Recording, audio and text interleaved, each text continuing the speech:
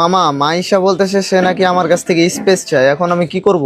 আসলে বিষয়টা কি জানিস? বিষয়টা হলো যে মেয়েরা যখন বলে যে তারা স্পেস চায়, তার মানে তুই তার ব্যক্তিগত স্বাধীনতার উপরে ড্রোন হামলা চালাইছিস। তো এখন আমার করণীয় কি?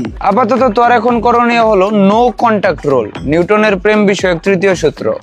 মানে যোগাযোগ বন্ধ করতে বলছিস? এক্স্যাক্টলি।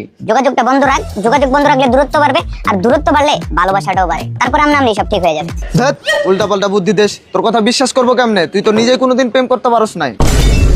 নাপিত তার নিজের চুল নিজে কাটে না, ডাক্তার নিজের অপারেশন নিজে করে না, আর কোচ কখনো খেলে না। মামা ও তো আমাকে রিজেক্টও করতেছে না, আবার অ্যাকসেপ্টও করতেছে না। এখন আমি কি করব আর কি বুঝবো বলতো একটু?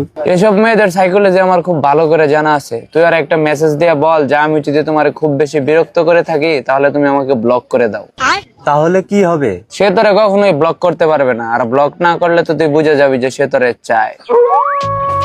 দেখো, আমি যদি তোমাকে খুব বেশি বিরক্ত করে থাকি তাহলে PLZ প্লিজ আমাকে ব্লক করে দাও। গুড জব, এখন হবে আসল খেলা। ব্লক করে দিছে রে।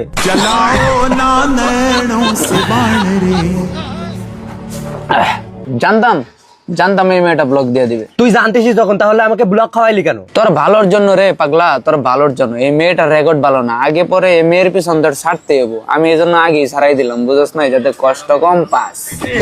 তুই মাইশা আমাকে আর জীবনে ফোন দিবি না, বুঝতে পারলি? আমি আর ভালো লাগছে না এসব। কি হয়েছে মামা? কি সমস্যা? কি আরে ডেলি গ্যাঞ্জাম করে। আমি কথা বলবো? আরে ওরা বুঝাতো আমি কথা বলতেছি, কি সমস্যা ওর বুঝতেছি না আমি।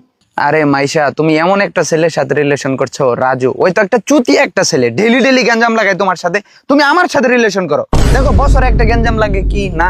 রাজু খুব ভালো একটা ছেলে, ভেরি হ্যান্ডসাম গাই। তুমি ওর সাথে সবকিছু ঠিকঠাক করে নাও প্লিজ। ছেলেটা খুবই সৎ সরল, খুবই অমায়িক একটা পার্সন। আমি চাই না যে তোমাদের মধ্যে। মামা তুই সবাইকে প্রেম নিয়ে পরামর্শ দিয়ে বেড়াস, কিন্তু প্রেম বিষয়ে তোর তো কোনো অভিজ্ঞতা নাই, তাহলে তুই কেমনে পরামর্শ দিস? আরে এসব প্রেম প্রীতির অভিজ্ঞতা নেয়া আমি ক্লাস 6-7 পার করে চলে আসছি।